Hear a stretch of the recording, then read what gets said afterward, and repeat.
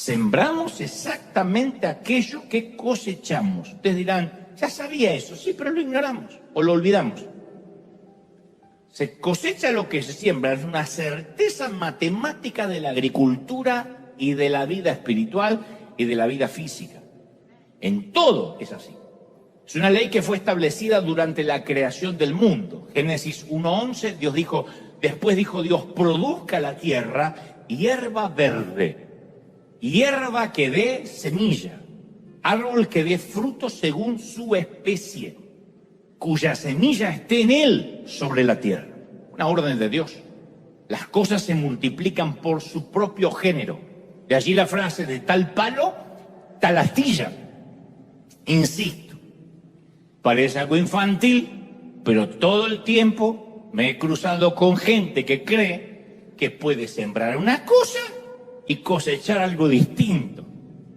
Un tipo siembra semillas de lujuria, toda la vida de él es lujuria. Está obsesionado con la pornografía, está obsesionado con los cuerpos femeninos, está obsesionado con los cuerpos que le atraigan, no sé, porque hoy en día, según cómo se autoperciba esta mañana, está obsesionado con los cuerpos del elefante, anda a saber. Sin embargo, espera cosechar una relación de pareja estable y sana. ¿Por qué no puede tener una relación formal? ¿Por qué no dura? Tiene un karma, una maldición que lo persigue. Es más fácil decir esto, me hicieron una brujería. No, fue lo que sembró. Una mujer siembra semillas de crítica, chismes, difamación, negatividad, pero espera cosechar amigas para toda la vida. Y las amigas dejan de ser amigas, la gente la empieza a evitar. Y esas piezas son todas traicioneras. No, ternurita. Fue lo que sembraste, mi amor. Fue lo que sembraste. Es así. Otro tipo llega a la oficina justo a las 9 de la mañana, que era el horario que tiene que entrar. Jamás se queda un minuto extra después de las 5 de la tarde, que es el horario para lo cual contrataron. Lo contrataron y que se tenía que quedar. ¿Está bien? Técnicamente hace exactamente aquello para lo cual se lo contrató. Pero jamás ofrece una milla extra. 5 y 1 el tipo no está. 9 menos 1 no llegó. Está así, para entrar afuera, cuando son las 9 pone un pie. Si trabaja un día extra, está pidiendo el día que le corresponde para tomárselo porque trabaja un día extra. ¿Está mal? No, no está mal. Pero luego se entera que le dan un aumento al otro. El que se esfuerza, el que se queda de más. Y razona, no es justo, qué suerte que tiene este. Yo tengo el karma de que a mí nunca me aumentan. No, es lo que sembraste, mijo. Está aquel que no hace nunca ejercicio y se toma 6 cervezas con Doritos los viernes para celebrar que es viernes. Pero después se toma otras 6 para celebrar que ya es sábado. Y otras 6 cervezas el domingo para celebrar el Día del Señor. Con la corona o la victoria, que son 2 bíblicas.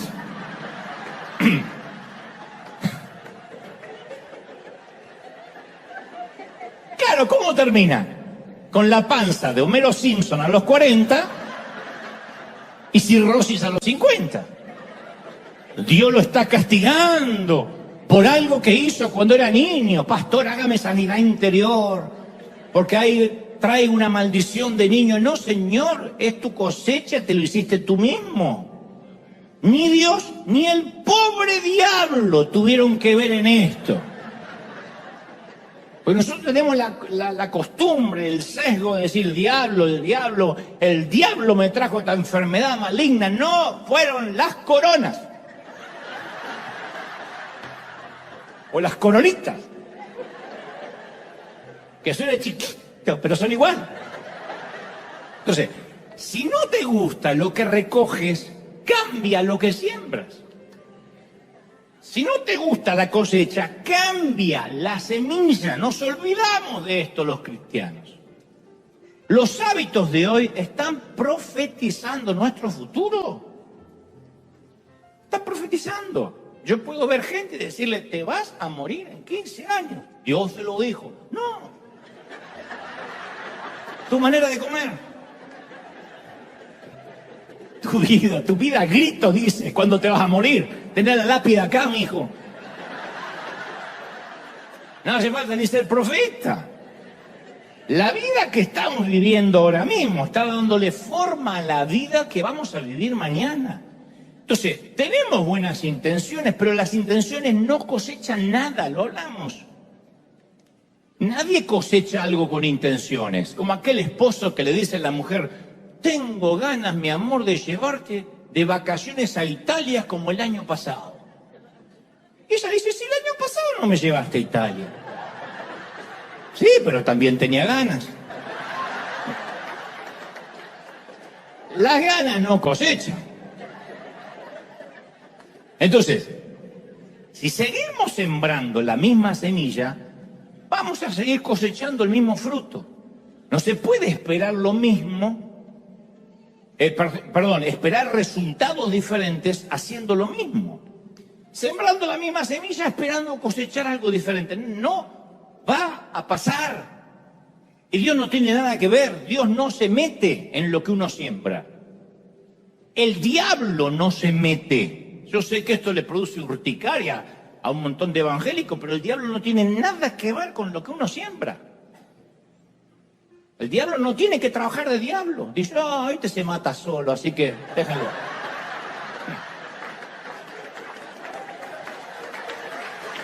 ¿Quiere que lo vigile el jefe? ¡Nah!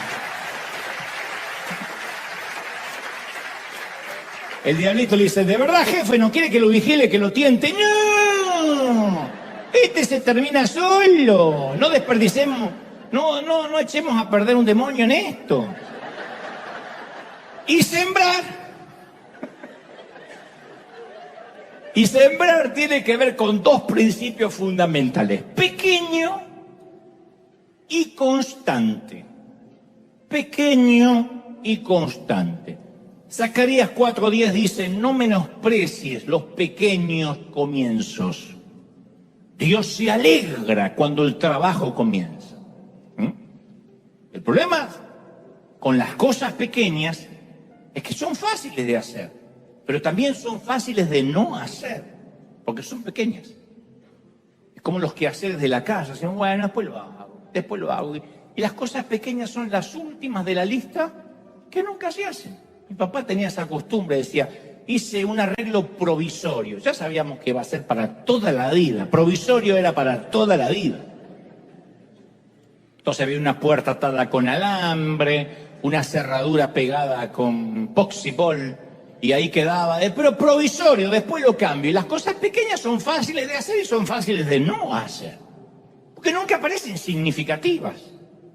Pero nuestra vida se va esculpiendo o cincelando conforme a las cosas pequeñas, no con las cosas grandes.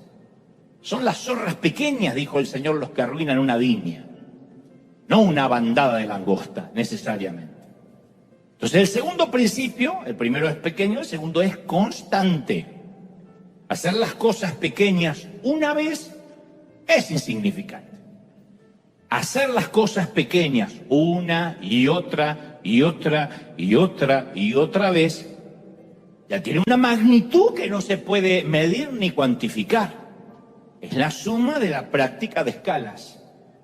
Para que entendamos la importancia de estos dos principios, de pequeño y constante, vamos a imaginar que estamos por despegar de un vuelo comercial. Entonces el comandante anuncia por los parlantes, señores y señores, nos acaban de decir que se cayó una pequeña pieza de uno de los motores, pero no queremos retrasar el despegue. Consideramos que es un detallito menor, no creemos que sea importante. Por otra parte, siempre hacemos un mantenimiento constante y rutinario, pero como no nos dio el tiempo, confiamos en que todo va a estar bien durante el vuelo. Disfruten de su vuelo. Gracias por volar con Viva Aerobús.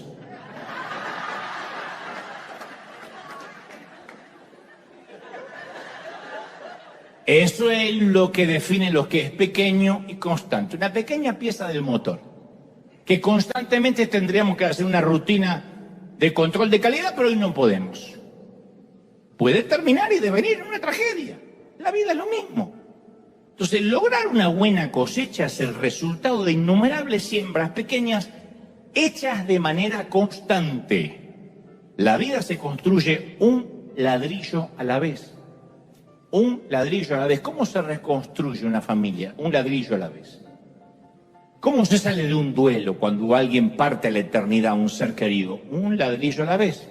Todo eso que hemos escuchado, las fases del duelo, la negación, la negociación, la aceptación, etcétera. Todo eso es parte de hacer un ladrillo a la vez. La constancia a largo plazo, 10.000 horas de práctica, no queda otra. Y un detalle no menor, en mi caso, que me tocó aprender a la fuerza, tenemos que aprender a valorar el progreso por encima de la perfección. No va a ser perfecto lo que hagamos, pero estamos progresando, es un ladrillito.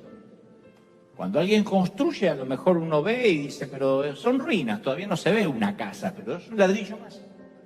Lo voy a decir otra vez, valorar el progreso por encima de la perfección. Tarde o temprano, la disciplina, la constancia, le termina doblando el brazo al talento, tarde o temprano.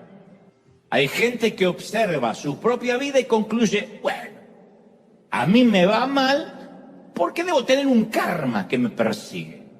Algo que alguien hizo en las vidas pasadas o que hice en las vidas pasadas cuando era lagartija y ahora me persigue.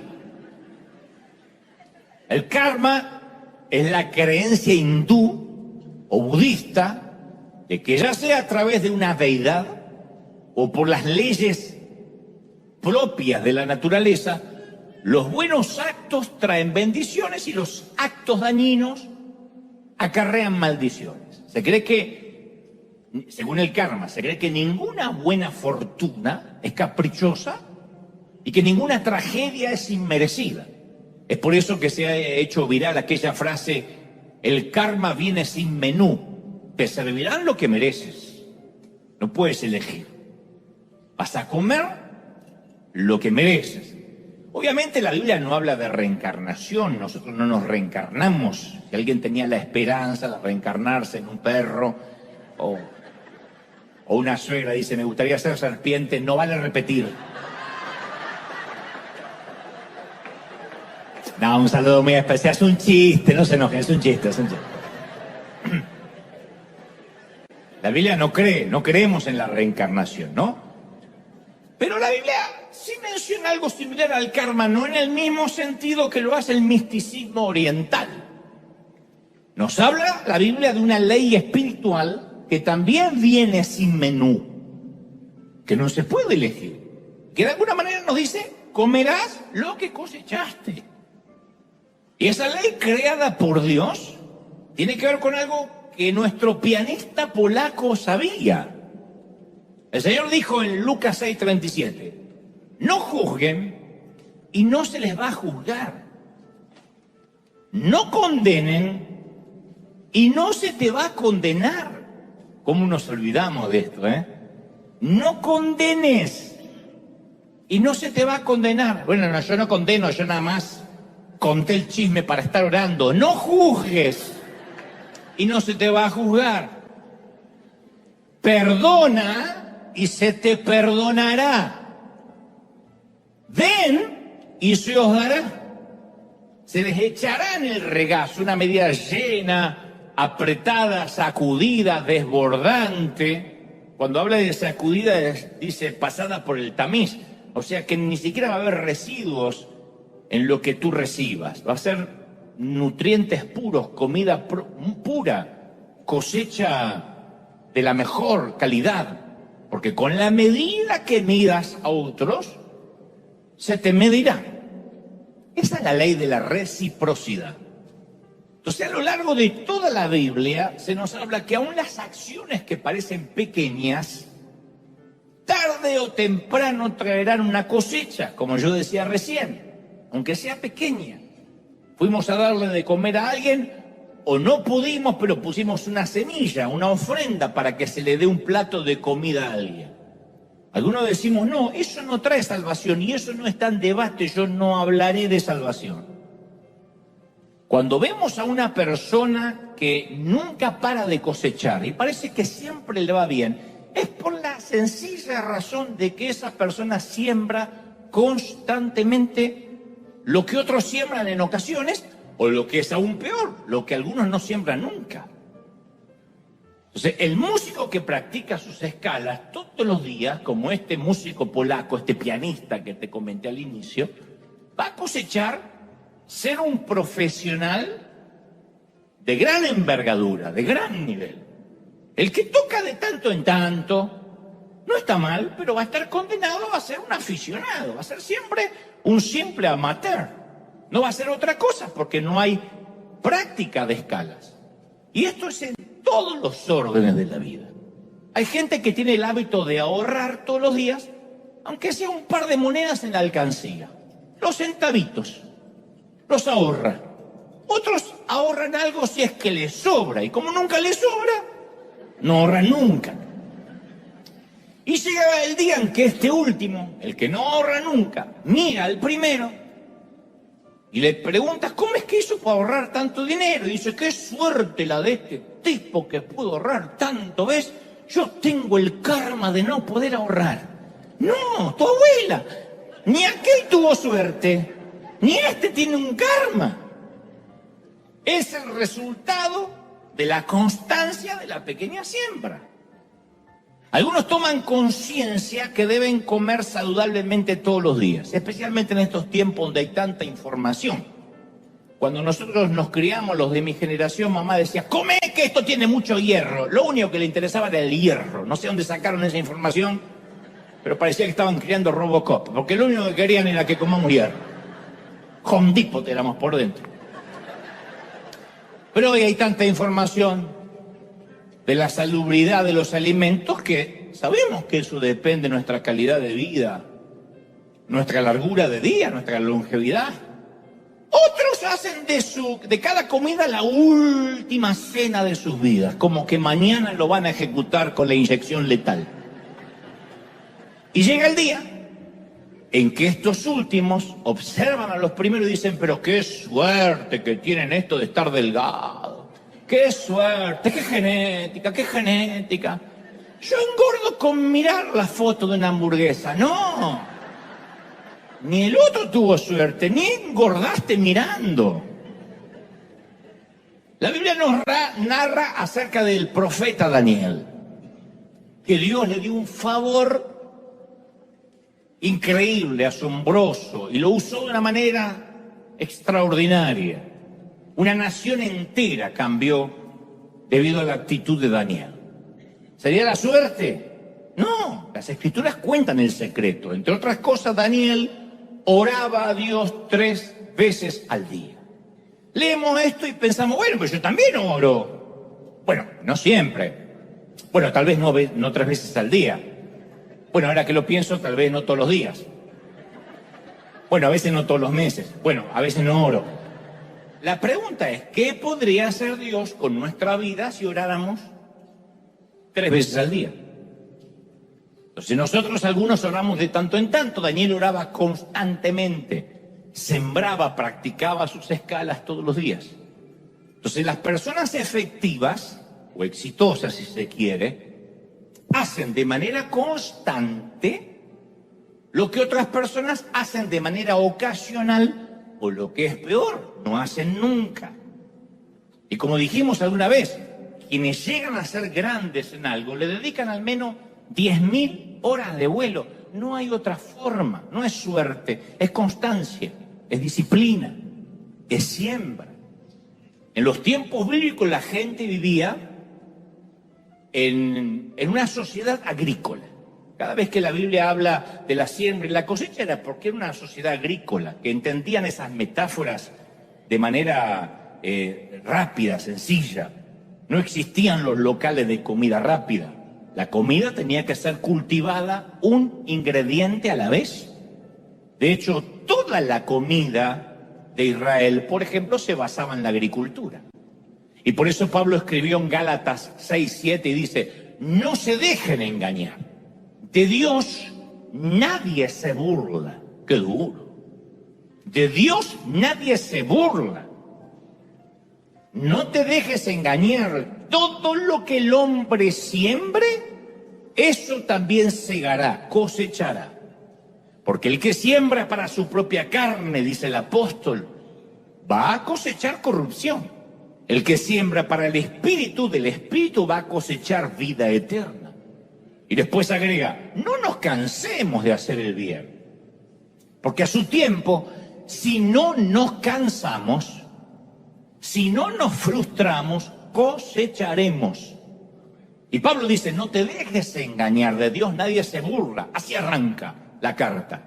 Entonces podemos embaucar a la gente, pero nunca vamos a poder timar a Dios. Cosecharemos lo que sembramos. Lo que consigamos en la vida, gente, van a ser nuestros propios aportes, lo que aportemos.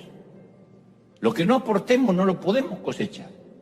Nuestra cosecha se va a basar en las decisiones que tomemos, los hábitos que comencemos y los hábitos que abandonemos. Lo que hagamos, lo que digamos sí, lo que digamos no, hoy es la cosecha de mañana. Es una ley natural, espiritual, que funciona para el ateo, para el católico, el mormón, el testigo de Jehová, el evangélico pentecostal, el evangélico recalcitrante, funciona para todos.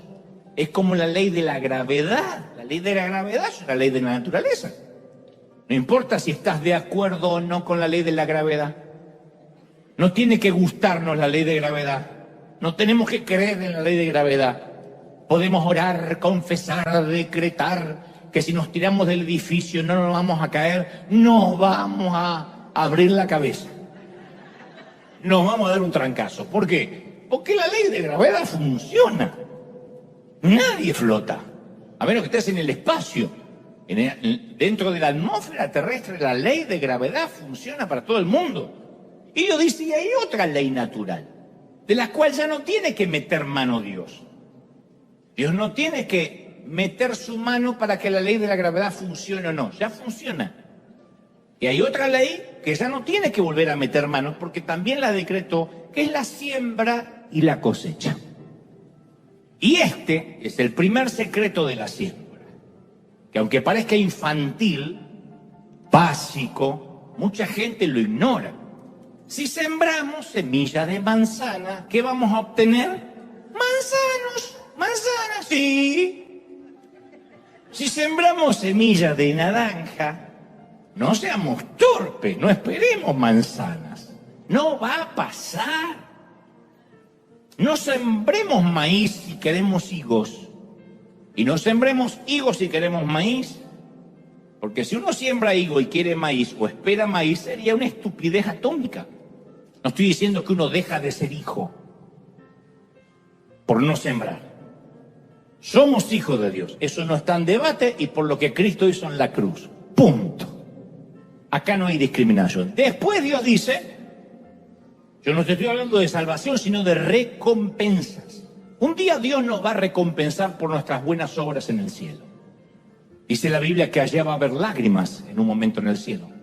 Siempre me pregunté por qué habría lágrimas en un lugar de tanto regocijo, y las lágrimas van a ser por las cosas que no hicimos, por la vida que pudimos haber tenido. El Señor nos va a mostrar las oportunidades que perdimos. Él dice que las va a enjugar, las va a secar. Para que el Señor enjugue todas lágrimas significa de que va a haber al menos un momento de lágrimas. No obstante, va a haber recompensas. La Biblia está lleno de versículos que dicen que muchos serán recompensados. No habla de salvación, algunos más salvos que otros, sino que algunos tendrán su recompensa conforme se han sembrado. Pero también es cierto que hay una recompensa mientras que estemos de este lado del sol. A eso se le llama cosecha. Jesús lo dejó en claro cuando dijo, de cierto digo que no hay nadie que no haya dejado casa, hermanos, hermana, padre, madre, mujer, hijos o tierras por causa de mí y del Evangelio, y que no reciba 100 más ahora, en este tiempo, casas, hermanos, hermanas, madres, hijos y tierras, aunque con persecuciones y con el siglo venidero y allá en la eternidad. Pero él dice, las recompensas son ahora y allá. Entonces Dios siempre, como todo padre, recompensa nuestra buena administración, ya sea cómo administramos el tiempo, las relaciones, cómo cuantificamos los talentos, cómo los multiplicamos, cómo administramos el dinero. Lucas 19:17 dice: bien hecho, buen siervo, por cuanto en lo poco has sido fiel, tendrás autoridad sobre 10 ciudades. Dios nunca nos va a dar más dinero si ni siquiera podemos ser fieles en lo que ya nos dio. Eso forma parte independientemente de la salvación de nuestra mayordomía. Si una persona no puede manejar $100 a la semana, ¿por qué Dios le va a dar 1.000 a la semana? Si no puede administrar 100, no le va a dar 1.000. Piensen como papás, piensen como mamá. Le das a tu hijo $50 y le dura un estornudo. ¿De verdad le vas a dar 500? Entonces Dios está interesado en construir su reino. Por eso Él le confía el dinero a personas que demuestran ser buenos administradores.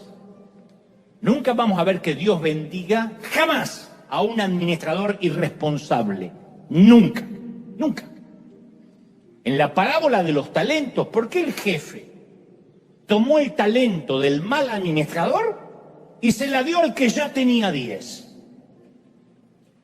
Le dijo: siervo inútil. Le tomó el que tenía y se lo dio al que tenía 10. ¿Se acuerdan la parábola de los talentos? Un tipo que la enterró y el otro que lo multiplicó. Bueno, le tomó el talento al que la había enterrado y se la dio al que ya tenía 10. ¿Por qué haría eso Jesús? Porque a Jesús le encanta recompensar la buena administración. Es un concepto sencillo. La persona, la iglesia, la compañía que sabe administrar y sabe dar, cada día va a tener más. Es así. Le guste a quien le guste, Dios no tiene mentalidad comunista. No dice: le voy a sacar el que más tiene para repartirle con los que no trabajaron ni administraron bien, porque se lo merecen, porque pobrecitos los persigue el karma. Dios no es ni Maduro, ni Daniel Ortega, ni Fidel Castro. Dios es un Dios que le da al que administra bien, a aquellos que son merecedores de su confianza. La fidelidad en lo poco hace que se nos confíe más. ¿Es así o no? Suena raro, pero es así. Sé fiel en lo poco y sobre mucho te pondré. Entonces, en estos años yo he aprendido que todo aquello que una persona recibe sin haber trabajado para obtenerlo, sin haberlo administrado, por consecuencia, es porque otra persona trabajó para eso. Y la persona que recibe algo sin trabajarlo, no lo valora. Cuando hacemos las conferencias y la gente paga, todo el mundo está, antes de que yo salga al stage, están todos ahí, todo el mundo, porque pagaron un boleto. Y todo el mundo presta atención, nadie orina, nadie se levanta, nadie bosteza.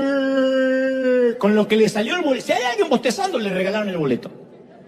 El otro vino hasta dormido, así. Bien dormido, digo, no dormido ahí, bien dormido. Porque le costó. Lo que no cuesta, porque alguien lo pagó. No hay nada gratis. Ni siquiera los gobiernos le dan nada a nadie si primero no se lo quitan a otra persona. A través de impuestos, lo que sea. Y cuando la mitad de las personas llegan a la conclusión que no tienen que trabajar porque la otra mitad está obligada a hacerse cargo de ellas, hay un montón de países que dicen que la otra mitad del país me mantenga. Y cuando la mitad que sí trabaja se convence que no vale la pena trabajar porque alguien les va a quitar lo que logró, es el fin de cualquier república. No se puede multiplicar la riqueza dividiéndola. Y lo que no funciona para una nación, mucho menos para la vida espiritual y para la vida financiera. Entonces, así como existen cristianos que dicen: heme aquí, Señor, envíalo a Él. Hay otros que dicen: si yo fuera rico, sería generoso y le daría a los demás. Una vez te conté que alguien me dijo: ayúdame a orar por una herencia que estoy por cobrar. Me dijo: Dante, son 5 millones y prometí que si los cobro, 1 millón vienen para la iglesia.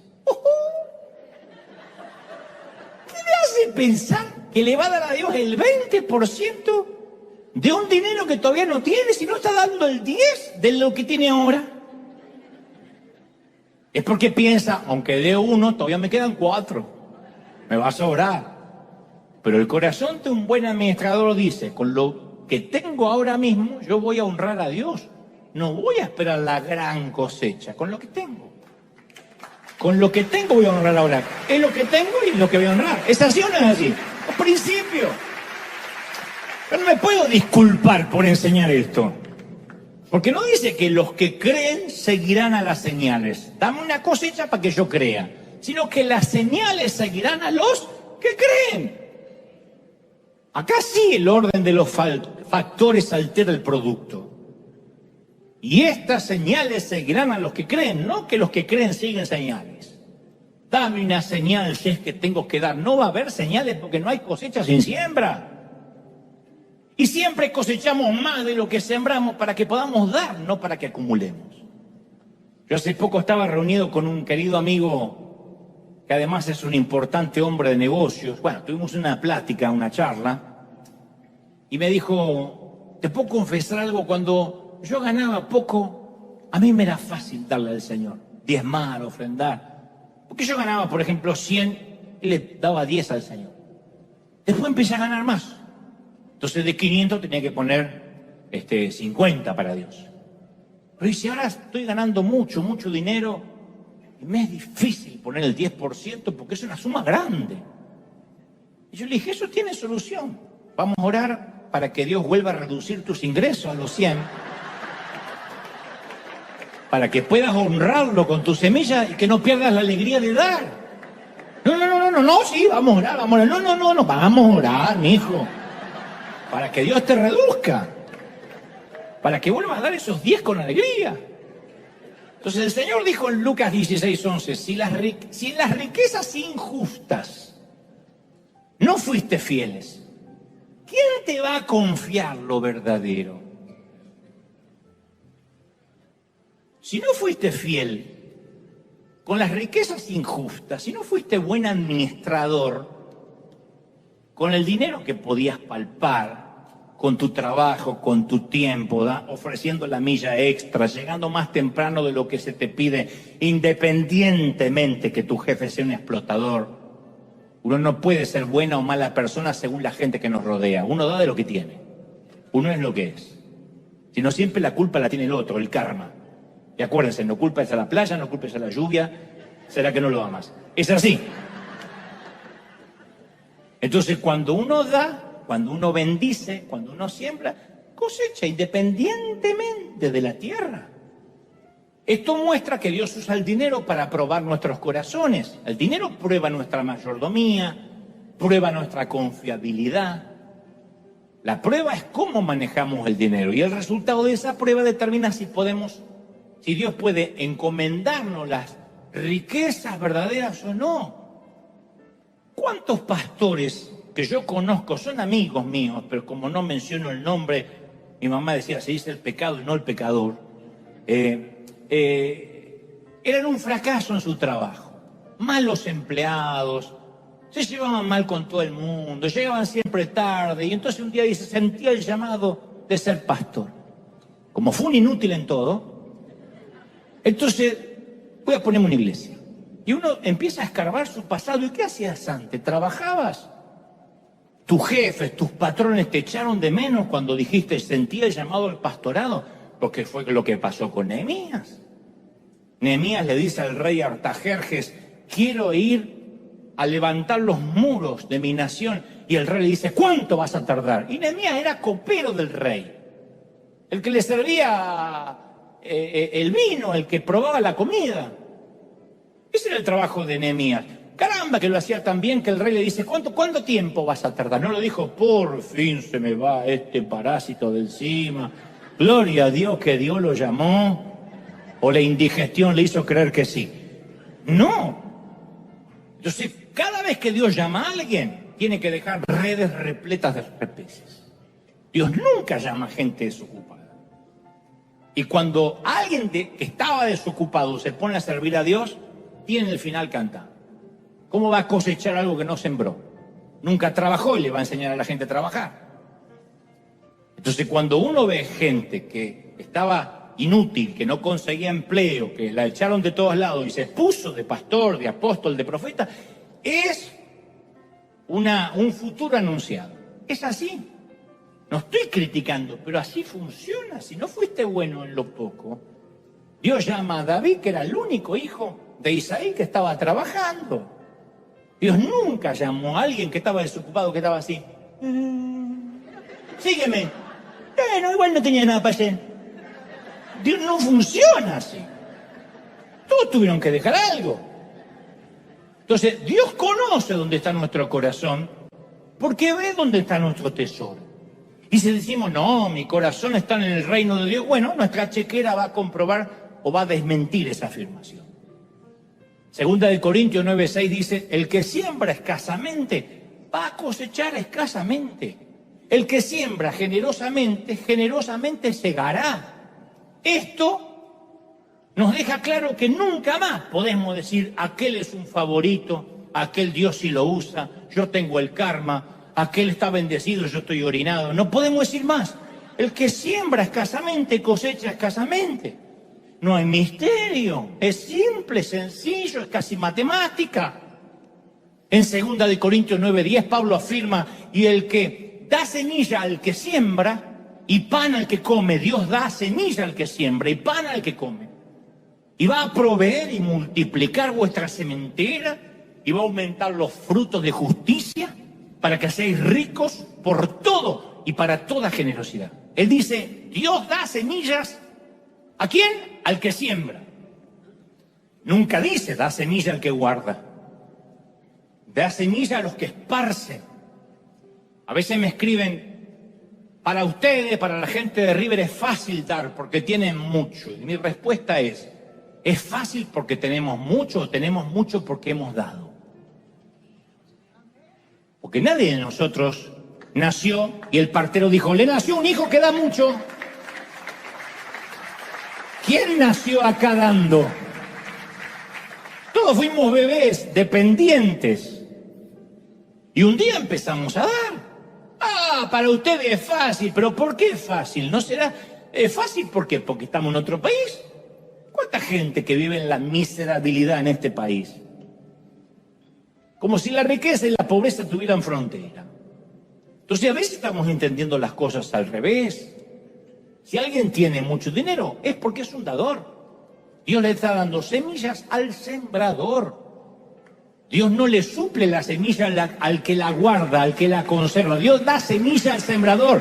Él da semilla al que siembra, dijo Pablo. ¿Estamos sí o no? ¿Cómo se entiende que Dios da semilla al que siembra? ¿Qué es una semilla? Que contiene un montón de granos. ¿Y a quién se la da? Al que siembra. Y también agrega, y Él da semilla al que siembra y pan al que come.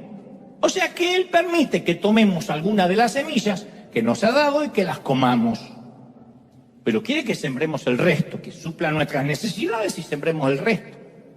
Entonces la buena administración y la ley de la siembra y la cosecha está entretejida a través de toda la Biblia. El principio de la buena mayordomía hasta aparece en Cantar de los Cantares 1:6. Allí la mujer sulamita dice, me obligaron a cuidar las viñas y descuidé mi propia viña. Y esto describe a muchos creyentes. Podemos estar tan ocupados en cuidar las viñas ajenas, metiéndonos en sus asuntos, tratando de ser policías de la santidad ajena, decirles cómo tienen que vivir sus vidas, que no nos ocupamos de nuestras propias viñas. No podemos ayudar a otros si no cuidamos lo que Dios nos ha dado. Y si no somos buenos mayordomos, esto va a limitar nuestra habilidad para ayudar al resto de la gente. Algunas veces nos disgustamos con Dios porque creemos Dios no me está ayudando financieramente. Pero tenemos que reconocer que Dios no es responsable por las deudas que Él no inició. Yo escuché muchos testimonios y mientras dormía Dios fue y borró la deuda con el IRS y se incendió todo el edificio del IRS y gloria a Dios y murieron los inspectores dentro, gloria al Señor. Es un recurso muy torpe, para no decir imbécil. No, estoy orando que el gerente del banco apriete la tecla equivocada y se borre todo lo que debo del mortgage. No va a pasar. Nosotros somos responsables por nuestras finanzas. Nosotros somos los administradores de nuestra vida, nuestro dinero, nuestro tiempo, nuestras energías, nuestra forma de comer. ¿Sí o no? Entonces, la mayoría de nuestras preocupaciones, la angustia, la ansiedad de nuestras vidas son causadas por no ejercer una buena administración. Pero fíjense, nota todo lo que estuvimos hablando sobre el primer ítem, de que uno no puede sembrar manzana y esperar naranja. Ustedes dirán, pero eso ya lo sabía, y hay gente que lo ignora. Pretende sembrar algo malo y cosechar algo bueno. Y así como ignoramos eso, también ignoramos el segundo principio. Se cosecha luego, y fundamentalmente luego de sembrar, no antes. Los agricultores saben esto, que no se recoge hasta que se sembró y que se cosecha después de la siembra. Y sabe también el agricultor que si siembra en una temporada, en una estación, se cosecha en la otra estación, no en la misma. Y a veces solemos olvidarnos de esto en cuanto a la vida, y por eso nos desanimamos. Por eso concluimos que las pequeñas decisiones no terminan importando, y ya las dejamos de hacer. Por eso sentimos tantas veces la tentación de renunciar. Queremos que nuestro hijo sea educado, y hay una temporada en que vas a llevar meses repitiéndole lo mismo. Y parece que no le entra en la cabeza, no le entra. ¿Cuántas veces te dije arregla tu cuarto? ¿Cuántas veces te dije cámbiate el calzón? Y cuando te digo cámbiate no lo significa lo des vuelta. Cámbiate por otro. ¿Qué decimos? No vale la pena. El niño me vino fallado. Salió el padre. ¿Qué va a hacer? Otro dice, yo decidí perder peso. Fui 2 semanas seguidas al gimnasio. 2 semanas, no bajé una libra. Renuncio. Lo mío no es sobrepeso. Yo tomo mucho agua, así que no estoy gorda, estoy inundada.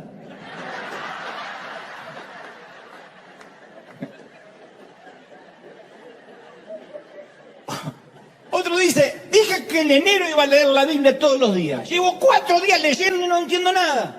Yo no nací para leer, No soy bueno para leer. No renuncies. Sigue educando a tu hijo.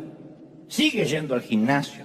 Sigue leyendo la Biblia. La cosecha va a venir en otra temporada, no en esta estación. Eso funciona con los estudios, con el trabajo, ¿o no? Gálatas 6:9 dice, así que no nos cansemos de hacer el bien. A su debido tiempo cosecharemos numerosas bendiciones. Sí que, si no nos damos por vencidos, si no, no vamos a cosechar. Yo sé que es fácil cansarse de hacer el bien. Cansa. Porque uno siembra, y dice, ¿cuándo yo voy a cosechar? Pero estamos en una temporada de siembra y si no nos rendimos, un día nos vamos a despertar en una nueva temporada de cosecha. A veces alguien me dice, Dios me habló que tengo que ponerme una iglesia. Eso aparece mucho, por todos lados, por las redes. Y Dios me dijo que vamos a hacer multitudes. Yo solo de preguntarle, ¿estás consciente que vas a tener una temporada larga de sembrar sin ver nada, al menos por 10 años? Vas a estar ahí como piloto de tormenta, viendo solo tierra removida, que todavía no da ningún fruto. A esta temporada se la conoce como el Valle de la Decepción. La gente quiere salir y cosechar ya. Yo quiero eso. Miran a un cantante y dicen, yo quiero ser como Luis Miguel. Yo sí quiero ser como Luis Miguel. Pero no saben que el chamaco vive cantando desde los 8 años. Y que no tuvo vida. Y que el padre decía, vamos Mickey, canta Mickey, vamos Mickey, vamos Mickey, canta Mickey, canta que Mickey, vamos Mickey. Y a como sea. Entonces cuando uno lo ve dice, no, se enamora del modelo terminado. Yo quiero una iglesia así, con multitudes. Y todo lo que hubo que pasar. Entonces cuando uno termina de sembrar, ¿qué nos resta? Esperar. Y llega el día en que nos despertamos y nuestro hijo comienza a traernos satisfacciones y nos empieza a llenar de orgullo. Pero no fue en la misma temporada donde mamá sembraste y sembraste sin ver nada. Un día nos damos cuenta, abrimos el closet y el pantalón de la esperanza que colgaba en tu ropero te vuelve a entrar. ¿No es maravilloso? Por eso, era un pantalón que pedía a gritos: ¡tónenme! ¡Llévenme! ¡Conviértame en el ejército de salvación! Pero no, lo dejabas ahí y un día, antes no te entraba un brazo y ahora estás entrando. Un día la Biblia parece cobrar vida y se nos pasa una hora leyendo varios capítulos y el Espíritu Santo te empieza a hablar y dice: léelo otra vez. Y lo que no tenía sentido los primeros días del año empieza a ser parte de tu dinámica de vida. Y entonces va a aparecer gente que te va a decir: ¡ay, qué suerte que tiene! No, obviamente Dios tiene favoritos. A mí me sigue el karma. No culpes al karma, no culpes a la lluvia, no culpes a la playa.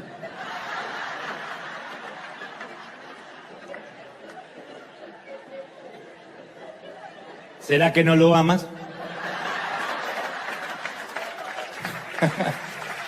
No culpes. La constancia en la siembra hizo toda la diferencia. La constancia. Un ladrillo a la vez, no queda otra. Un ladrillo a la vez. Pero la gente no nos ve levantarnos temprano, orar, leer con disciplina hasta que uno cruza la frontera y aparece el deleite. No nos vieron decir no cuando todos decían que sí. Ay, qué bueno ser médico, aquel es médico por revisar 3, 4, aquel que es dentista saca 4 muelas y gana en un día lo que yo tengo que romperme el lomo para 2 meses. Pero el tipo, las veces que tuvo que decir que no cuando estudiaba, no a las parrandas, no a las fiestas, no a los sábados por la noche, se quemó las pestañas estudiando. Y tuvo que decir no mientras que otros dicen sí a todo. Entonces después cosecha el fruto de su esfuerzo, de su trabajo, y el otro que primero gastó antes de celebrar, obviamente va a pagar una cosecha escuálida, frágil, paupérrima. Entonces todo se trata de entrenar, de sudar, de contener la lengua, de no hablar, de practicar las escalas, de no defenderse. Este no es un tiempo para defenderme, es un tiempo para callarme, a su tiempo voy a cosechar.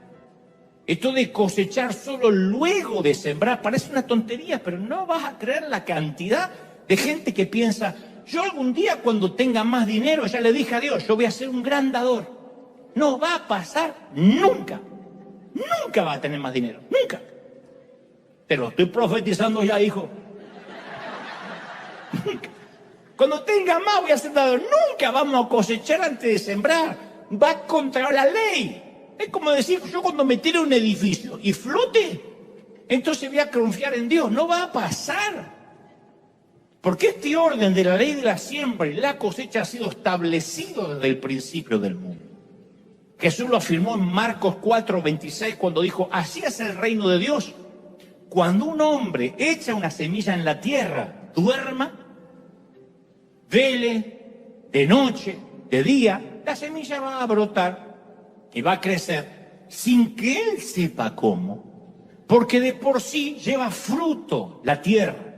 Primero hierba, luego espiga, después grano, lleno en la espiga, y cuando el fruto está maduro, dijo Jesús, se mete la hoz porque la siega ha llegado. Él dice, tú siembras y después te vas, ya sea a velar, a estar despierto, a dormir. Nada va a acelerar el proceso del fruto, nada va a hacer que crezca más rápido, que crezca menos, va a tener su tiempo. Imaginemos a un agricultor diciendo, yo todavía no siembro nada, porque no tengo, pero apenas tengo una linda cosecha, ahí sí, prometo ser un sembrador en serio. Es absurdo. Sin embargo, un montón de gente dice, si Dios me ayuda a cerrar este negocio, le prometí a Dios darle a la iglesia. No va a pasar.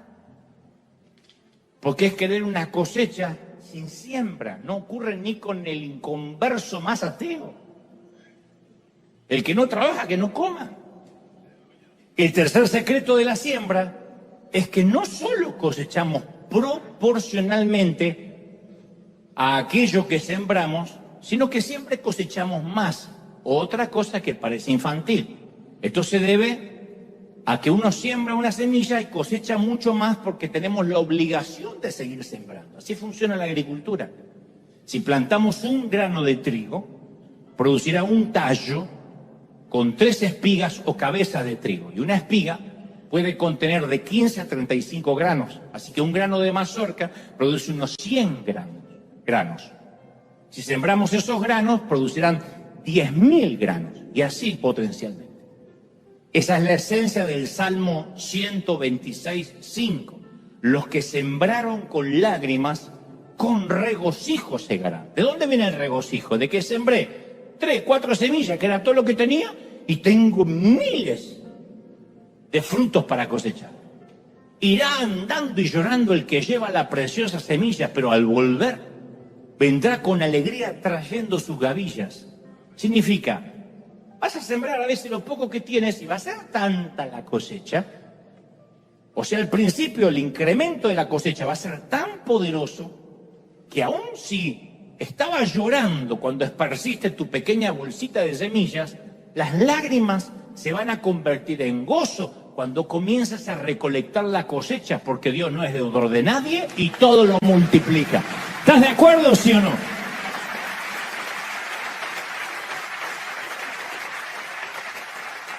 La mayoría de la ansiedad, de las angustias, es por no haber administrado bien algo. Entonces Dios desea bendecirnos para que seamos una fuente de bendición. ¿Queremos ser fuente de bendición, sí o no? Eso es lo que le dijo a Abraham en Génesis 12:2. Haré de ti una nación grande y te bendeciré y haré famoso tu nombre y serás una bendición. Dios no tiene problema con la fama. Él lo que no comparte es la gloria. Pero él no quiere que lo pongamos en los carteles gigantescos porque Él ya estuvo en esta tierra y dijo, ustedes son las cartas leídas y ustedes me seréis testigos en Jerusalén, en Judea y hasta lo último de la tierra. ¿Estamos de acuerdo, sí o no? Entonces, Dios está muy interesado en que podamos ser canales y no hay que orar por eso, canales de bendición, no hay que orar para eso. A veces pensamos, hay que orar para que yo sea bendecido, para prosperar no hay que orar. No hay tal cosa como recibe el espíritu de la prosperidad, recibe la unción de la multiplicación. No existe. Por lo menos no lo encuentro en toda la Biblia. Dice, siembra y cosecha, mijo. El Señor le hizo fácil. Lo difícil hubiese sido una semilla, produce una. Y después 2, producen 2. Una, trae miles. ¿Viste lo que es una manzana? La cantidad de granos que tiene dentro. Deja caer los granos de una manzana y son miles de plantas de manzana. Eso es la generosidad de Dios. Entonces, las personas a las que no les gusta sembrar, nada, ni tiempo, ni dedicación a leer la Biblia, ni dedicación a ir a un gimnasio. Bueno, no tengo para el gimnasio, caminar, todo el mundo puede caminar. Si no tienes impedimento físico, 15 minutos. Evitar los carbohidratos. Ustedes dirán, ¿y qué tiene que ver eso con lo espiritual? Y bueno, ese es el templo del espíritu. Se supone que lo tenemos que cuidar, ¿no? Somos cuerpo, alma y espíritu, hay que cuidarlo. Si uno lo cuida, o si no, hacemos como la mayoría, culpamos la mala suerte, al gobierno de turno, al karma. Cuando la gente que culpa al otro ve que a alguien le va bien, dice, y bueno, tiene dinero, como me suelen decir a mí, porque predica el evangelio de la prosperidad. Satanás le da todo ese dinero. ¿De verdad es más fácil darle gloria al enemigo? Antes que pensar que el otro es bendecido porque se dedicó a bendecir toda la vida. Lucas 11:15 dice que Jesús liberó a endemoniados y la gente decía, lo hace en el nombre de Belcebú, en el nombre del príncipe de los demonios. Claro, como no conocían el poder de Dios, le asignaban el poder del diablo. Entonces los que siempre fueron tacaños, egoístas, con mente roedora, es lógico que cuando ven una gran cosecha ajena, se la asignen a Satanás. Deben pensar que en el fondo que si alguien es muy pícaro y listo, puede engañar a Dios 10, 20, 30 años y Satanás lo bendice por décadas. Si fuera así, hagámonos satanistas. Si Satanás bendice tanto tiempo, Satanás no bendice a nadie. Satanás es un timador, un engañador, un mentiroso. Y si alguien se mantiene en una cosecha y es bendecido y tiene permanencia, significa de que está cosechando una cosecha de una siembra que Dios le permitió tener. Dios bendice, pero el que nunca sembró no cree que Dios bendice. Es por eso que son los que quieren las cosas gratis. No es karma, no es buena o mala suerte, no es azar. Son 10.000 horas de practicar las mismas escalas musicales, como el músico polaco. La cosecha viene sin menú, no se puede elegir, comeremos lo que sembramos. Y como dijo el rey y filósofo Federico II a sus propios hijos, le dijo: princesas, príncipes, yo agrego, de River, ya va siendo hora que os comportéis.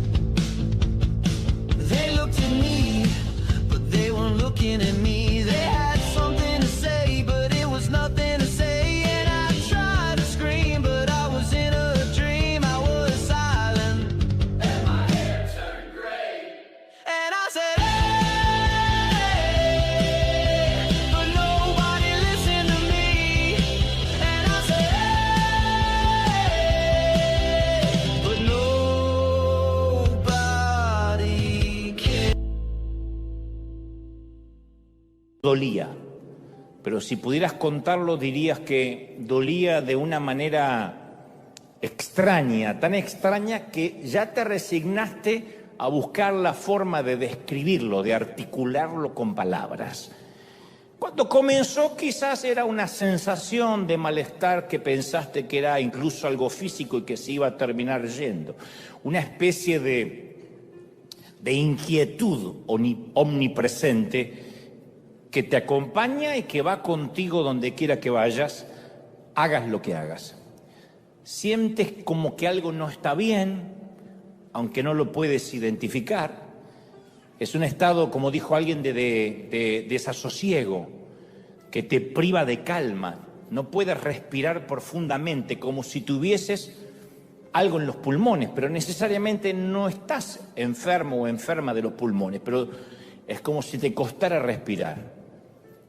Una intranquilidad que no se marcha, que te enturbia los momentos agradables. Perdiste la risa. Hace tiempo que no te ríes a carcajadas y no sabes por qué. Es esa insoportable sensación de querer que todo acabe, pero no sabes bien qué es lo que quieres que acabe. Lo cierto es que es un displacer que te corroe las entrañas y dejas de dormir. Esto es determinante, dejas de descansar. Y entonces cuando dejas de descansar no te puedes nunca desconectar de tus pensamientos y librarte a las manos del inconsciente. Estar en un estado onírico donde dice duermo, descanso y por lo menos me olvido durante 6, 7 horas de lo que estoy viviendo. No puedes descansar. Entonces continúas la vida sin descanso y en modo de piloto automático. O sea, haces las tareas de la casa, vas a trabajar, pero no estás ahí. Es como que alguien te robara el presente. La depresión duele así. Y no es una metáfora, duele. Porque hace mal, lo sientes en el pecho, en la cabeza, en las en las entrañas.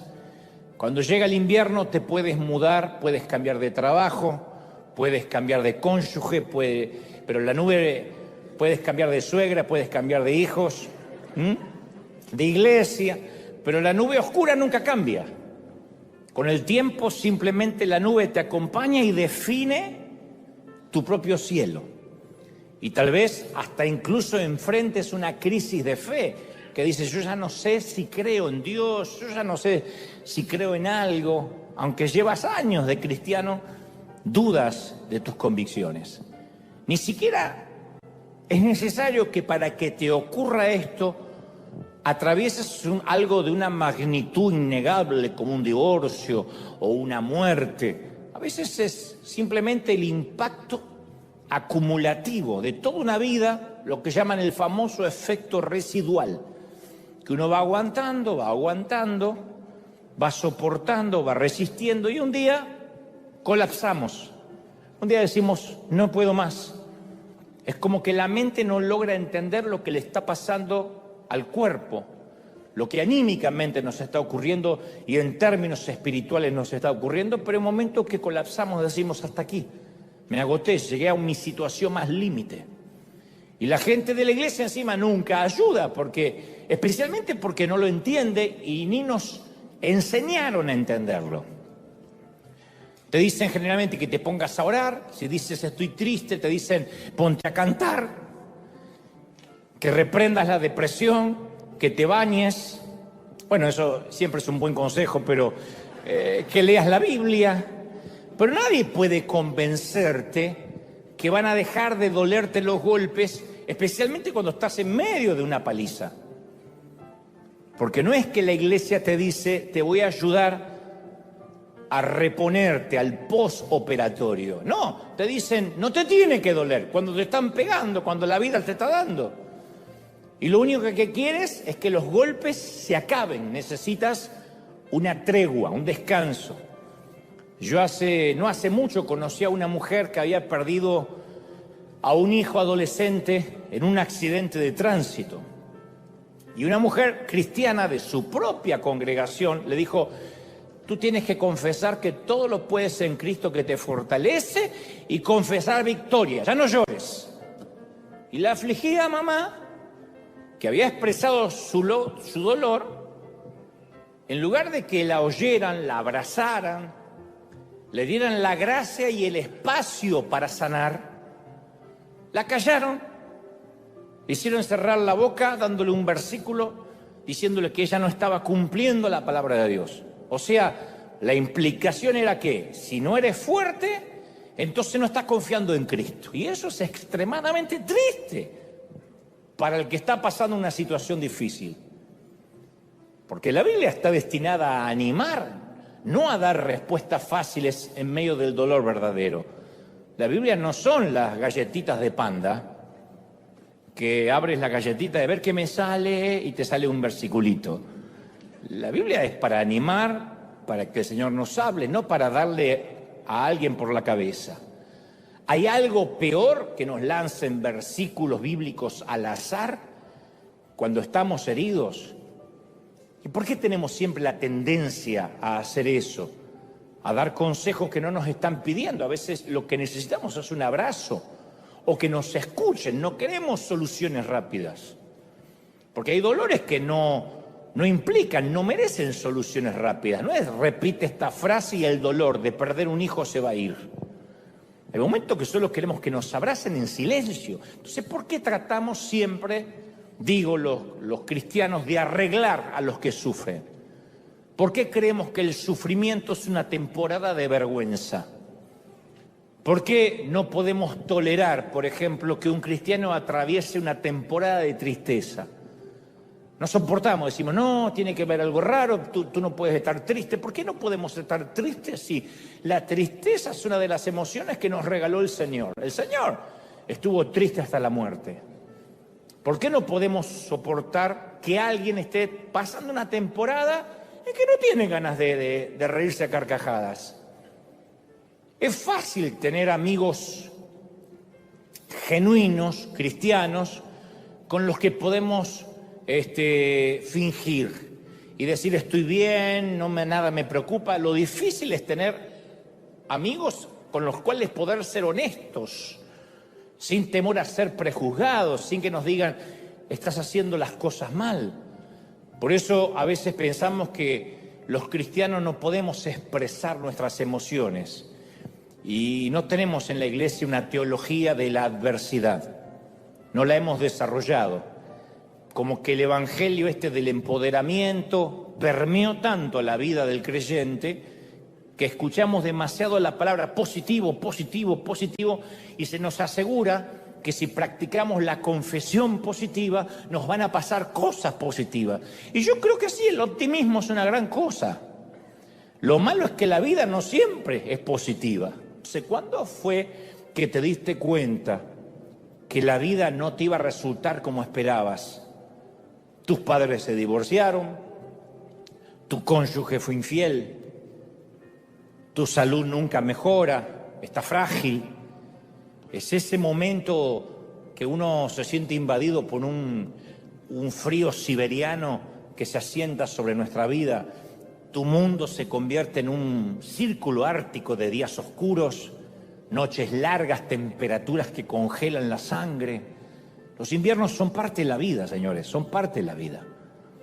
Y por más que tratemos de abrigarnos y protegernos del viento, hasta el más saludable de nosotros puede caer con un gran resfrío o un gran tema pulmonar. Los días de verano es como que uno no le es difícil sentir a Dios. Yo nunca he tenido una experiencia mística o empírica. Me refiero a que nunca yo he tenido una epifanía, Dios se me apareció y me habló con voz audible, algo que incluya el departamento de efectos especiales del cielo. Nunca. Pero sí he tenido temporadas en que yo sentía a Dios muy cerca. Y cuando vivimos esos tiempos los recordamos como regalos. Son regalos, son momentos que no suelen ser la regla general. No es que Dios no quiera estar cerca, pero cuando uno recuerda esos momentos en que uno habla con Dios y se conecta con Él, es maravilloso. La vida no es un eterno verano tropical, salpicado con algunos inviernos de tanto en tanto. No, la vida es al revés, y no soy pesimista, soy realista. La vida es un invierno largo, salpicado con algunos pocos días de verano que uno tiene que saber atesorar. Quizá podemos mudarnos a alguna parte del mundo y evitar el clima frío. Hay gente que hace eso. Cuando llega el invierno, hace como los gorriones, se va para el otro lado. Y cuando el otro lado llega el invierno, se viene para este lado. Pero no hay sitio que podamos mudarnos, al que podamos mudarnos, para escapar del invierno espiritual. Pero lo más duro del invierno es que a veces sentimos que Dios se ha ido. Eso es lo peor. No que Dios se fue, uno lo siente así. Salmos 88, 14 describe el dolor más grande del salmista. David hace la pregunta más áspera, más cruel de las que jamás haya hecho. Él dice: Dios, ¿por qué escondes de mí tu rostro? No es que Dios lo estaba haciendo, pero así se sentía David. ¿Por qué cuando yo te hablo, Dios, tú das vuelta el rostro? ¿Por qué lo escondes? Yo creo que es lo mismo que sintió Jesús en la cruz cuando dijo: Padre, ¿por qué me has desamparado? Eclesiastés, Lamentaciones y muchos de los salmos son libros invernales, donde está lleno de esas preguntas. O sea, no estamos solos en esto. Entonces, hoy es el diagnóstico. No es para que se suiciden en masa hoy. Déjenme avanzar. Vamos con el diagnóstico. El diagnóstico es que muchos estamos atravesados por las noches de invierno. Y está bien reconocer que no estamos bien. Ahora, ¿cuál es el propósito? ¿Por qué tenemos que atravesar noches de invierno en la vida? Yo creo que una de las razones es que sufrimos de desorden, de déficit de atención espiritual. Yo pienso que a veces Dios tiene que irrumpir de algún modo en la vida, porque inmediatamente lo sagrado se nos vuelve común. Yo digo, ¿por qué Dios no nos ofrece primavera todo el año? ¿Por qué no te casas y tu esposa es genial, nunca te hace un problema, nunca un sí, nunca un no? Es más, es sorda muda, es genial.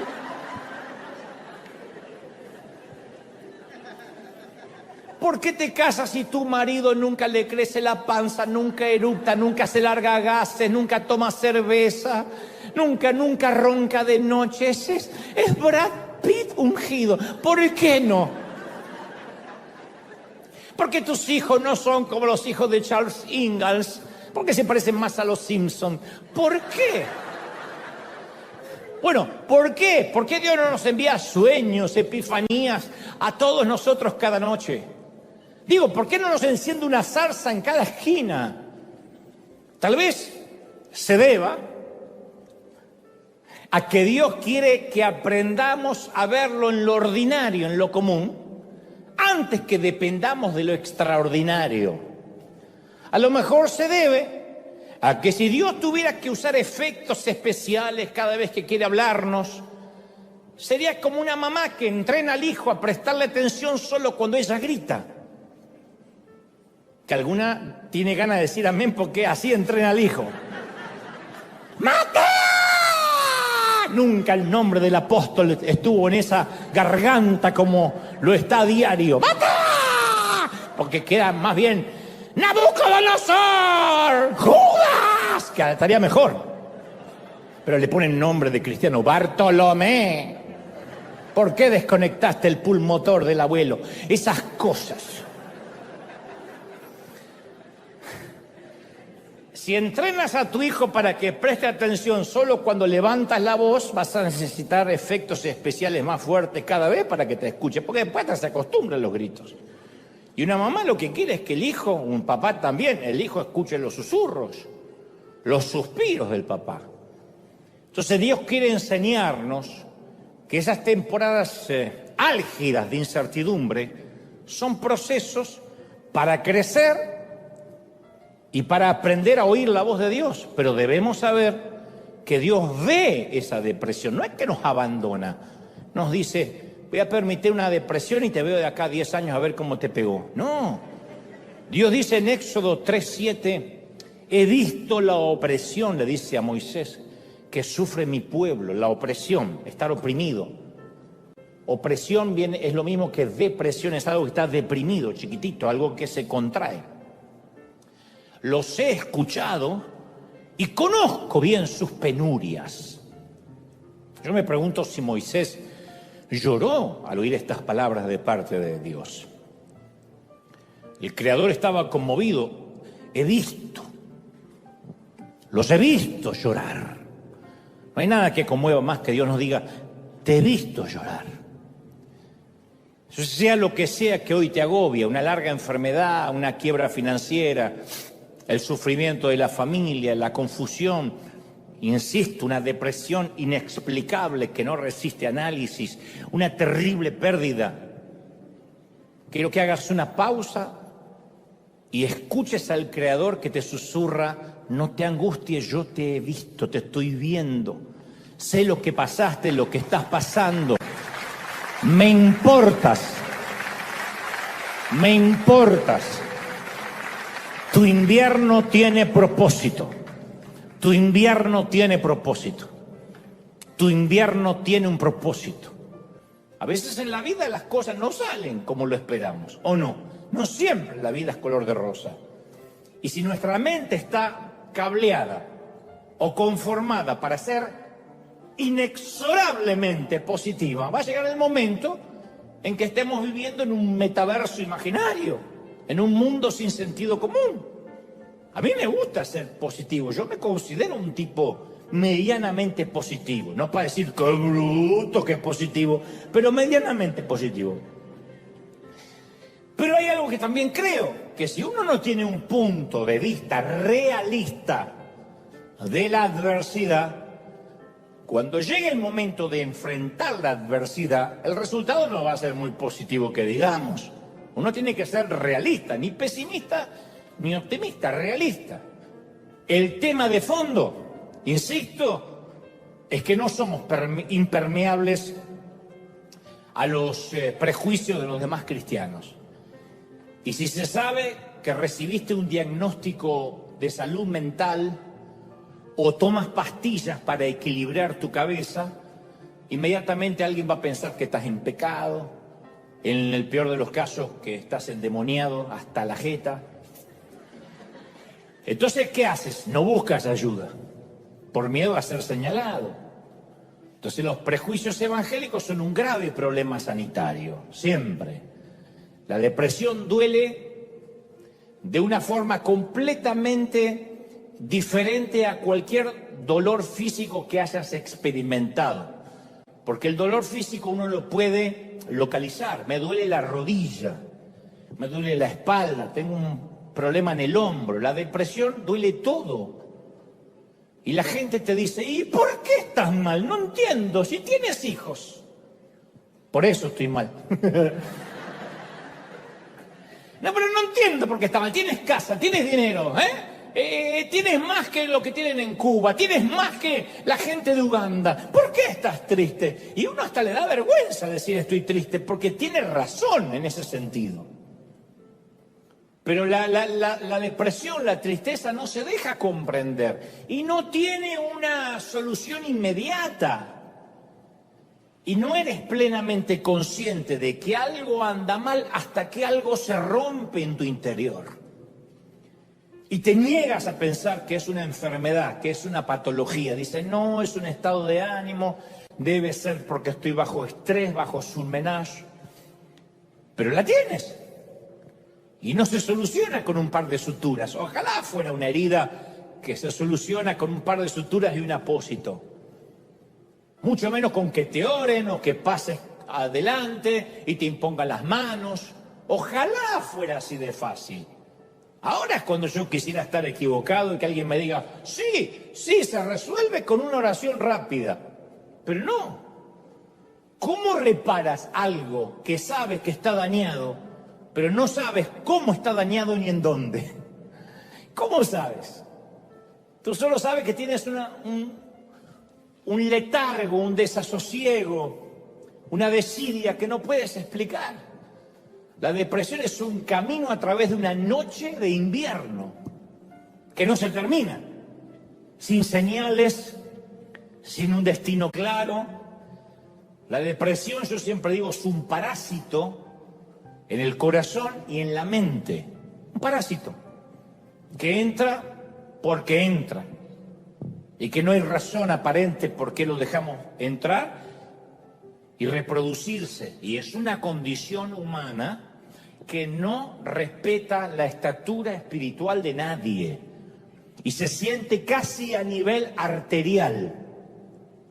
Esto es literal.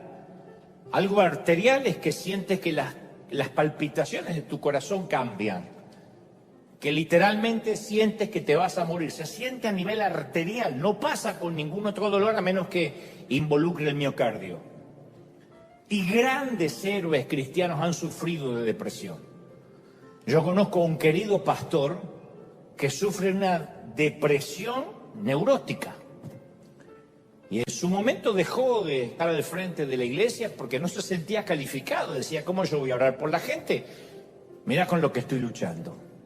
Y gracias a la ayuda de psiquiatras, de profesionales, logró salir adelante. Porque no es que está loco, pero no puede bajar la guardia. Él suele decir, tomo un medicamento que me limpia la basura, que se me acumula en los canales de mi cerebro y me da la posibilidad de un nuevo comienzo cada mañana.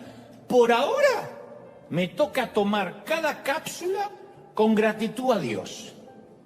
Esa es su nueva normalidad. No se tiró bajo una manta y me dijo, ya está, me agarró un demonio y acá me dejó morir. Entonces a veces pensamos que un medicamento, que la quimioterapia, que la diálisis, la insulina, las pastillas para el colesterol son una señal de debilidad, de no tener fe. Eso es mala praxis cristiana. Hay gente que necesita un medicamento, pero a veces te miran como que eso significa poca espiritualidad, o en el peor de los casos, carnalidad. Pero esas cosas no son necesariamente un sustituto de Dios. No es que uno deja de creer en Dios por tomar pastillas para bajar el colesterol malo.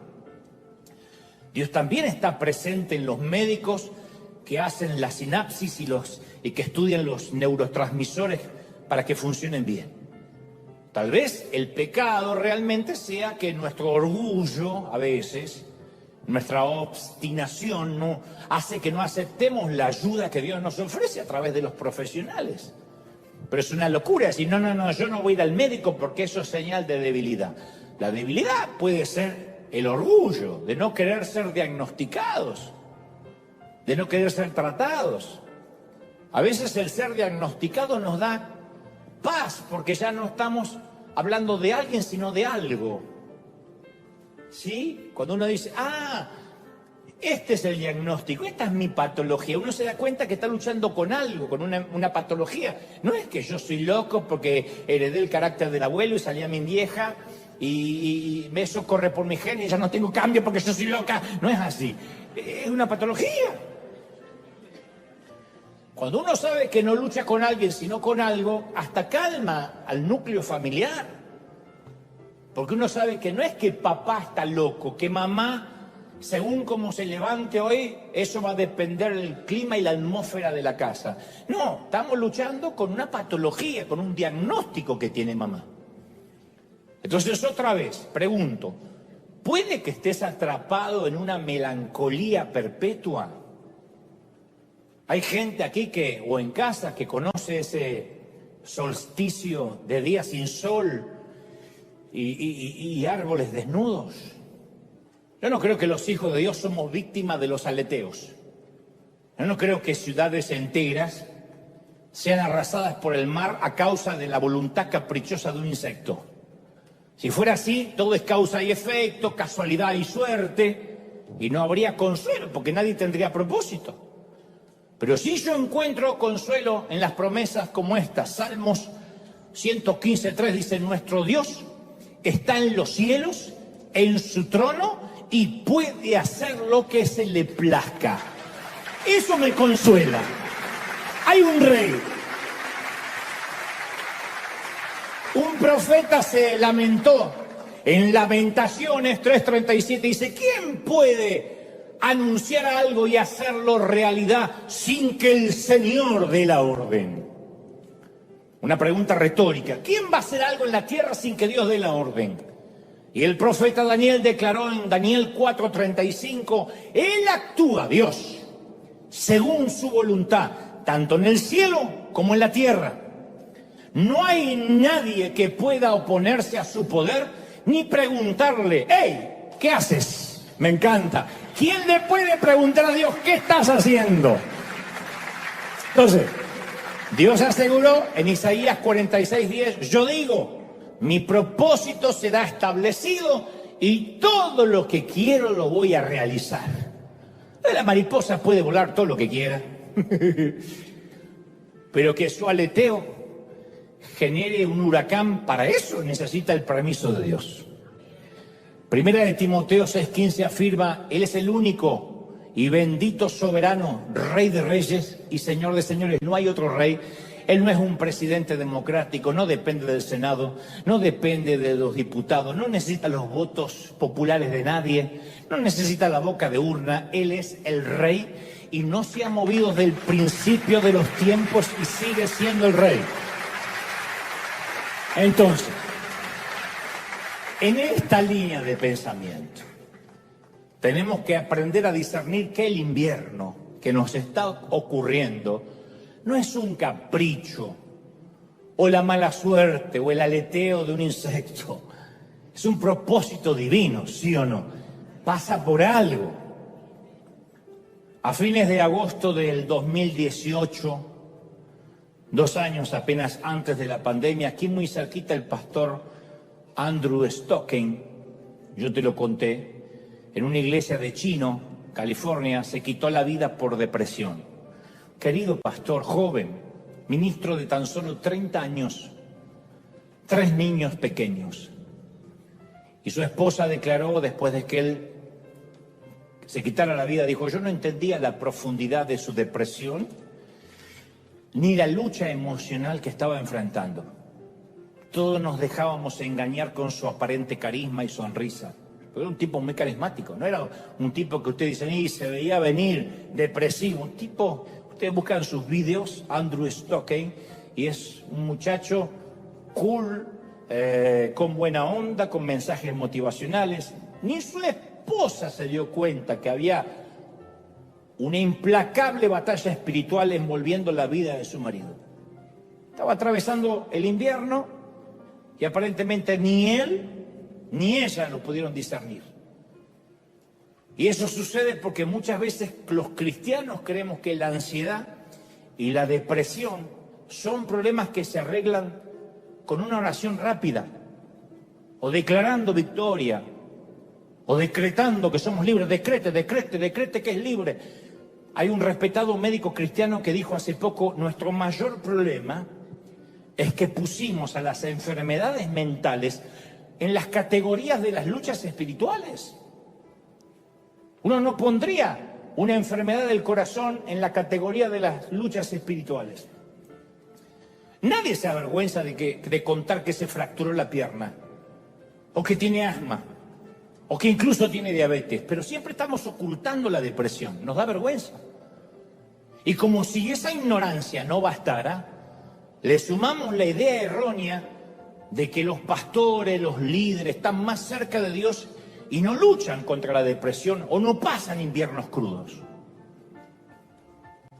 Dicho sea de paso, si hay alguien aquí que tiene un ser querido que se ha quitado la vida por depresión y se pregunta, que es la pregunta siempre recurrente, si algún día lo va a volver a ver, yo tengo algo que decirte. Hace poco leía un libro cristiano acerca de los mitos del suicidio y un reconocido teólogo afirmaba, si eres aceptado en el cielo o no, no tiene que ver por cómo mueres, sino a través de la relación personal que tenías con Jesús.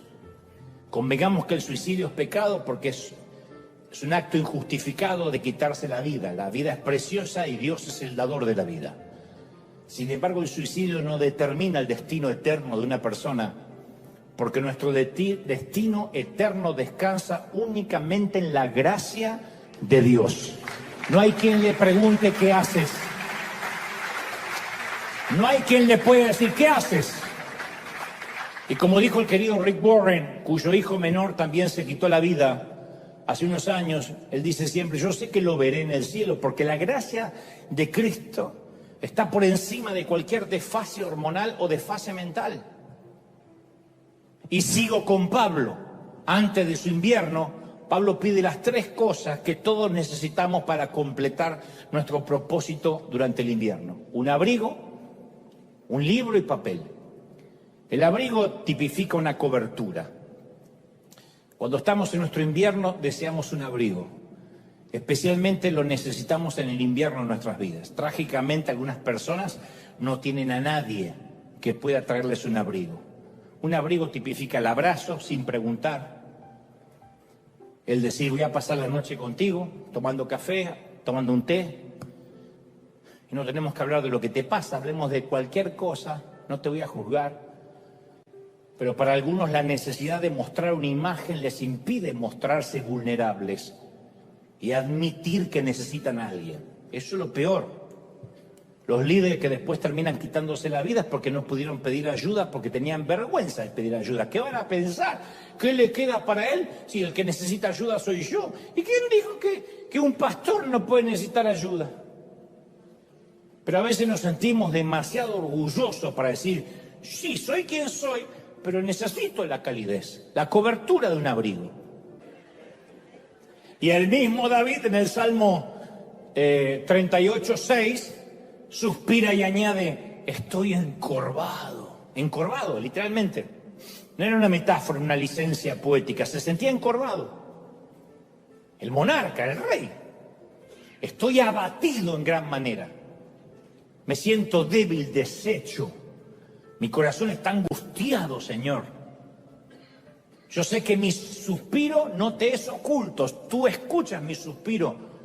Pero en este momento culmina David diciendo, yo soy un hombre que no tiene respuestas.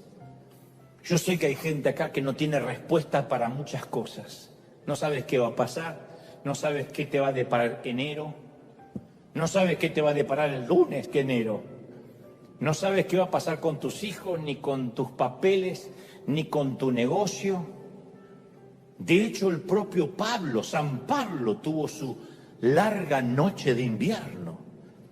Fue exactamente cuando les escribió las cartas a Timoteo. De hecho, la correspondencia final de Pablo a su hijo espiritual Timoteo fue escrito desde la celda de una cárcel romana, ¿no? Timoteo leyó la carta y allí, escrito en grandes letras, estaban las apremiantes palabras de Pablo en 2 de Timoteo 4:21, que decía: ven antes del invierno, ven antes del invierno. Pablo sabía que su tiempo se estaba acabando. A mí, si me torturaran y me metieran preso por predicar, la primera carta no habría sido a ningún hijo espiritual. I'm sorry, I'm so sorry. Yo no le hubiese escrito una carta a ninguno. Mi primera carta habría sido para mi abogado. Tiene derecho a una llamada. Déjeme hacer una llamada a mi hijo espiritual. Lo voy a llamar a Rob Owen aconsejándole: ¡no! ¡A mi abogado! Te diría: sacame de acá, desgraciado, paga la fianza. Haz lo que tengas que hacer. Para eso te estoy pagando. O por lo menos eres bueno, te pago como si lo fueras. Resuélvelo rápido. Y trata de que esto no se filtre a la prensa, ni a las redes sociales, ni a los religiosos. Pero Pablo sabe que esto forma parte del propósito. En lugar de pedir un abogado, el anciano pide papel para escribir, un libro y un abrigo. Le dice: trae, Timoteo, cuando vengas, antes del invierno, el capote, la capa, el abrigo que dejé en Troas, en casa de Carpo, y los libros. Ah, y mayormente tráeme los pergaminos, que eran los sitios donde, el lugar donde él podía escribir. Pablo solo le había pedido lo que necesitaba. Estaba a gusto con esta estación invernal de su vida, porque él podía discernir el propósito de Dios en esa temporada. El invierno es un dialecto del lenguaje de los tiempos. Es un dialecto. Yo no sé si oíste hablar alguna vez de la teoría del efecto mariposa. Por lo menos hay películas que hablan del efecto mariposa. La teoría afirma, esto no es un invento de ciencia ficción, es una teoría, que el aleteo de las alas de una mariposa se puede sentir al otro lado del mundo. O sea, según este concepto, el aleteo de una mariposa en Florida agita la más pequeña de las ráfagas de aire, ¿no? Esa ráfaga de aire crece y crece, milimétricamente, chiquitito, ondulando alrededor del globo terráqueo hasta que se convierte en una tormenta caótica al otro lado del planeta. Entonces, en otras palabras, es posible que el aleteo de una mariposa en Miami puede provocar un huracán en Hong Kong. Ahora, yo estoy de acuerdo con la idea que las cosas pequeñas producen grandes acontecimientos. El efecto mariposa se usa mucho en las películas, en los viajes a través del tiempo, como Regreso al Futuro, que le decían: Marty, no podemos causar una paradoja temporal, porque ahora el pasado no es el pasado, sino que es otro pasado alternativo, Marty. ¡Ah, ¿se acuerda? Uno se mete en el vórtice temporal y ocasiona una paradoja en el tiempo. Ese es el efecto mariposa. Ahora, yo no concuerdo con eso de la parte aleatoria en cuanto al ser humano. En resumen, no le digas a Dios cuán duro es tu invierno. Dile al invierno cuán grande es tu Dios. Sé cuán grande es tu Dios. Y yo te invito a aceptar la invitación del salmista que dice: engrandezcan al Señor conmigo, exaltemos aún a su nombre. Salmo 34:3. Dios no necesita que lo agranden, Él ya es grande. Es una metáfora de decir, vean lo grande que es. Cobren perspectiva. Pero nuestra tendencia es agrandar los inviernos. Y miramos con la lupa el diagnóstico, la enfermedad, la deuda, la suegra. Lo miramos con la lupa. Ya la suegra es terrorífica de por sí, imagínate con lupa. Pero debemos meditar menos en el invierno y más en el Señor. Menos en nuestra tristeza, en nuestra celda y más en su poder. Yo a veces me pregunto si nos olvidamos lo inmenso que es Dios, y yo creo que sí. Tiene que ver con que lo sagrado se nos vuelve común. Somos animales de costumbre. ¿Conocemos a aquel ante quien nos reunimos? ¿Entendemos que los demonios le temen y huyen solo al escuchar su nombre? ¿Comprendemos la grandeza de Dios o venimos a la iglesia y bostezamos como pasajeros adormecidos en el vagón de un tren? ¿Estamos conscientes de su gloria? Recién dije eso y a alguien se le atragantó el bostezo. ¿Estamos conscientes de su gloria, de su fuego, de su poder? No estaremos padeciendo, no solo tendremos un déficit de atención espiritual, sino que estaremos padeciendo una pérdida del asombro. Isaías 40:25 afirma, ¿con quién ustedes me compararán a mí? Hablando Dios. ¿Quién es igual a mí? Dice el santo. ¿Quién? Moisés declaró en Éxodo 15:11, ¿quién, Señor, se te compara entre los dioses? ¿Quién se te compara en grandeza, en santidad? Y el salmista pregunta en el Salmo 89:6, ¿quién de los cielos es comparable al Señor? ¿Quién como Él entre los seres celestiales? Dios le dijo a Job, a su profeta, que cuando dudara de su poder, no le preguntara a los teólogos, no le preguntara a otros profetas, que le pregunte a los animales. Habla con el burro, habla con la jirafa. Job 12:7 dice que Dios le dice, interroga a los animales y ellos te darán una lección.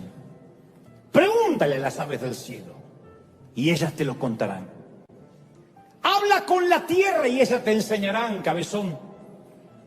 Pregúntale a los peces del mar antes de comértelos y te lo harán saber. ¿Quién de todos ellos ignora que la mano del Señor los ha hecho? En sus manos está, en mis manos está el alma de todo viviente y sostiene a toda la creación. Yo recuerdo que cantaba esa canción hace muchos años. Yo no soy cantante ni mucho menos, pero estoy acá, tengo micrófono, puedo cantar y nadie me dice nada. Yo cantaba, pregúntale ahora a las aves del cielo, ellas te lo dirán. Pregúntale ahora a las bestias del campo, ellas te enseñarán. Suyos el consejo y la inteligencia, la sabiduría y el poder. Pregúntale ahora a los peces del mar, ellos te enseñarán. Me encanta. Es el ratito que puedo cantar. Después decía, rompe las cadenas de los tiranos, los ata y los hace callar. Transforma a los príncipes y poderosos y al fuerte lo hace temblar. Esparce a los cielos, los vuelve a reunir, levanta y vuelve a derribar. Pregúntale ahora a los peces del mar, ellos te enseñarán. Y después no me da más la voz porque sigue subiendo y sigue subiendo. Pero siempre me quedo, pregunta a los peces del mar. Entonces, la próxima vez que sintamos el peso del mundo sobre nuestros hombros, hablemos con aquel que hizo el mundo. A medida que nuestra percepción de Dios se va engrandeciendo, nuestro invierno se va empequeñeciendo. Siempre. Pregúntale a los peces del mar, pregúntale a las bestias del campo si acaso dudan del Creador. El apóstol Pablo escribió en Romanos 8:28, sabemos que Dios dispone todas las cosas. ¿Cuántas? Todas. Para el bien de aquellos que lo aman. Los que han sido llamados de acuerdo a un propósito, a su propósito. Sabemos, afirmó Pablo, hay muchas cosas en la vida que no sabemos. No sabemos si la economía se va a hundir, si la Argentina seguirá ganando la próxima Copa del Mundo, si Messi seguirá jugando, si El Salvador intentará llamarle a esos que hacen fútbol.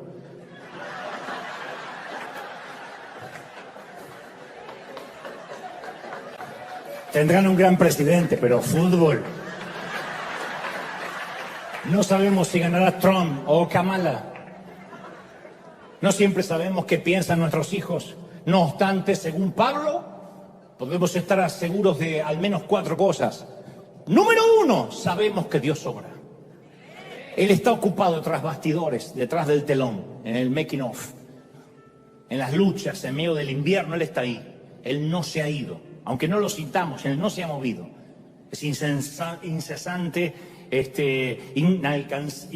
incansable, no se cansa, no cesa. Número 2, Él nunca deja de obrar para nuestro bien. No para nuestra comodidad, no para nuestro entretenimiento, sino para nuestro bien. Número 3, para hacer esto Él usa todas las cosas. Todo está incluido. Dios no obra a través de algunas cosas o solo con las cosas buenas o con las cosas mejores. Él usa todas las cosas, las malas, las buenas, las primaveras, los veranos y los inviernos. El número 4, Él obra para el bien de quienes lo aman. A los que confían en Dios le ocurre siempre un buen final.